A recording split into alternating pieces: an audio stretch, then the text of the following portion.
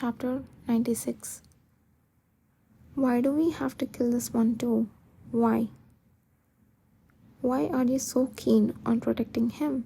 He is a worthless human being. In Nahan's cold grey eyes, a ruthless gleam arose. There's no value in us fighting over that idiotic man. Haven't I been a decent ally up until now? Trust me. Let go of his arm and come here. Yther looked down at Kjol's arm. Well, his point is hard to deny. Kjol Diarka may indeed be a person not worth saving here. Perhaps he might regret this moment. However, Yther took a deep breath and gripped Kjol's arm even tighter. No. Nahan's fleeting smile vanished the moment Yther's resounding response echoed throughout the dark cave. What kind of ally kills all the witnesses on a whim without any reason? I find you, who kills people as casually as a brainless nobleman, more distasteful. Indeed, from the beginning, Nahan was a suspicious man. He was more elusive than Kjol, who was transparent in every aspect, origin and character alike. It was disconcerting to Yther that Nahan, unlike Kjol, gave no hint of what he hid behind his back, no matter how amiable he seemed. Don't trust anything you can't clearly understand. This was one of the advices left by Kashir before he handed over his position in Yther's previous life.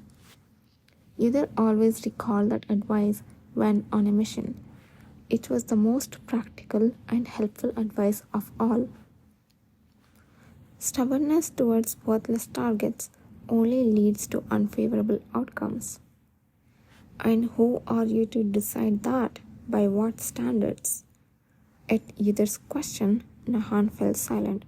His left eye, marred by a red scar, stared blankly into space, lost in thought. He slowly opened his mouth. The standard is simple: the presence or absence of power. Presence or absence of power? Yther repeated the unusual words in his mind, trying to memorize them. I will do anything for my brothers and sisters who share the same power and will, and I will take lives as payment from those who have insulted and trampled upon us. There are no negotiations. With an emotionless voice, Nahan finished his sentence and turned his gaze back to Yther. You are a smart brother. You must understand what I'm trying to say. Now, let go of his hand. You are not just a simple bandit leader, are you? Yther's sudden remark halted Nahan's speech. Where are you from? What's your purpose? Nahan had claimed that he and his bandits would lead the empire once they have gathered enough money. However, thinking back, the bandits were also awakeners who had left their original homes, and the taste-based mercenaries standing behind him were also awakeners. Considering the boy he had come all the way here to save was also an awakener, it seemed that Nahan's purpose in gathering the awakeners was not for personal or pure reasons. Was there an individual or group trying to gather awakeners who had lost their way during this time? There wasn't in my previous life. Are you targeting the cavalry, or is rebellion your goal?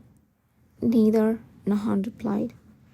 Yther, who had been intensely pondering and about to speak, was shortly interrupted by Nahan, who furrowed his brows. Really, such a suspicious brother. Why does it matter whether I belong somewhere or not? All I want is to clean up this mess and leave. At the same time, as he moved his fingers subtly, Kjol was, with a dumbfounded expression, started shaking his arm forcefully to shake off Yther's hand. The force was strong enough that it could have slipped in an instant. Let go. I said I don't want to. Ah!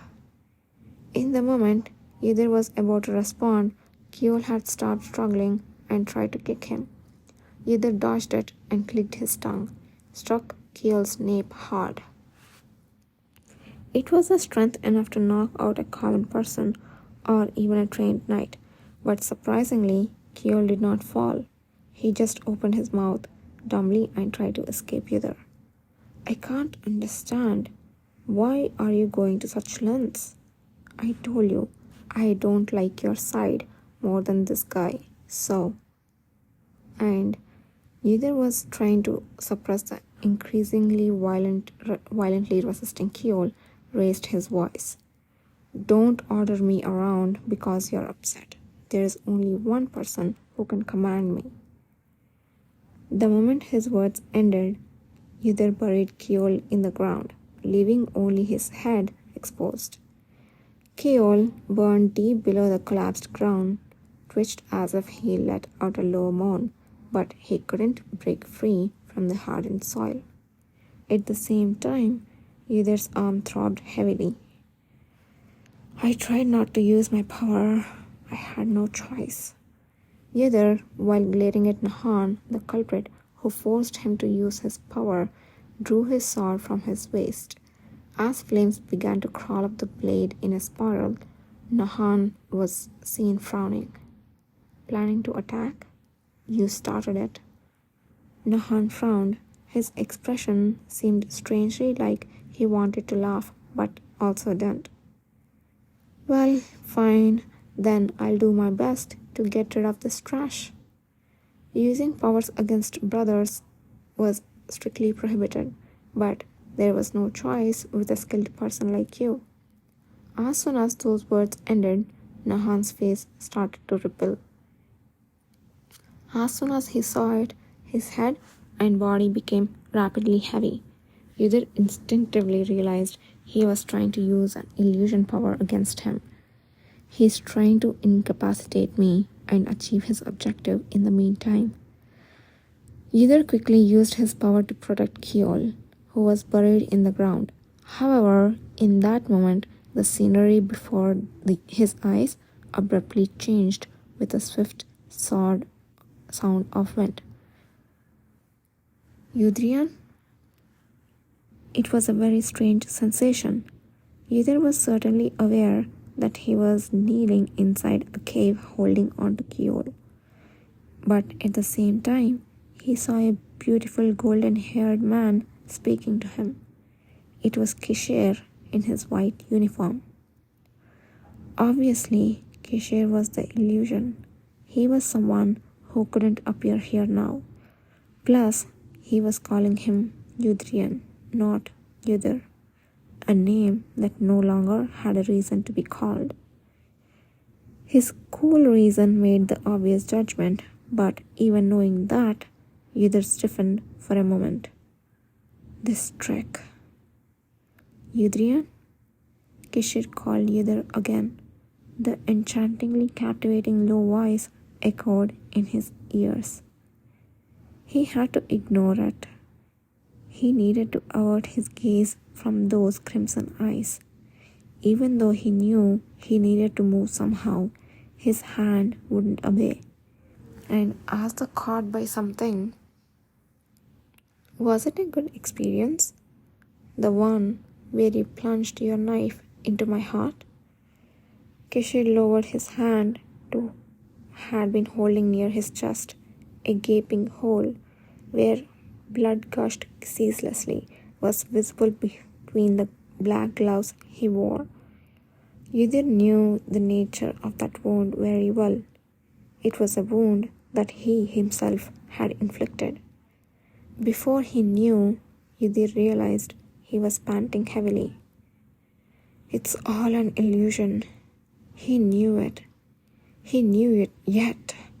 Why couldn't he tear his gaze away from Kishir? His heart was pounding so hard that he could feel it reverberating through his fingertips. The strength so slowly ebbed from the right that held Kiol. Behind Kishir's illusion, Ydir saw Nahon, looking down at him with grey eyes shining. Nahan was quietly smiling as he watched Yudhir's distorted expression. Seeing that, a semblance of reason flickered in Yudhir's warped mind. Perhaps this is an illusion to stimulate the subject's fears and to drain their spirit. That guy, he doesn't know Kishir, so this is purely an element drawn from my own memory. Yudhirian? The chain of thoughts that had barely been forming shattered instantly at Kishir's call. The illusion of Kishir approached and knelt on one knee in front of Yudhir. Yudhir was overwhelmed by a powerful urge to release his grip on Keol and retreat. Answer me. An incorporeal bloodied hand came closer and touched his cheek. Despite being an illusion, the sensation was so vivid that it sent shivers down his spine. Yudhir gritted his teeth at the sensation of the blood from Kishir's body soaking his cheek. Answer me, Yudhirian. He almost responded reflexively, but he mustn't answer. He could sense it instinctively. If he responded to those words, then he would be succumbing to intense pressure weighing on his head and shoulders. To break free from a mental ability attack, the general way is he desperately tried to hold on to his numbing sense of reason and remember. This was his first encounter with such a potent illusion ability, but he had met enough psychic ability users, usually to counter such abilities that target the mind, attack the caster, or else. The sound of his gasping breath pounded in his ears like a drum. Yudhir glared into Kishir's red eyes and raised the sword he had been holding in one hand. Following this, a small sound, as if something made of flesh and blood had been brutally sliced, echoed within the cave. A moment later, Yudhir, gasping for breath, opened his eyes. Intense pain radiated from the arm that he had deliberately cut deeply. But his mind was clear, and Kishir was no longer in sight. Instead, the sight that came into his sharpened view was Nahan, who had approached unnoticed and was swinging a blood-soaked dagger at Keol. This bastard! Without wasting a moment, Yudhir swung his own sword to block Nahan. With a sharp clang, the two swords collided forcefully. While parrying Nahan's sword, Yudhir used the wind to fling him ruthlessly against the cave wall and picked up Keol from the ground.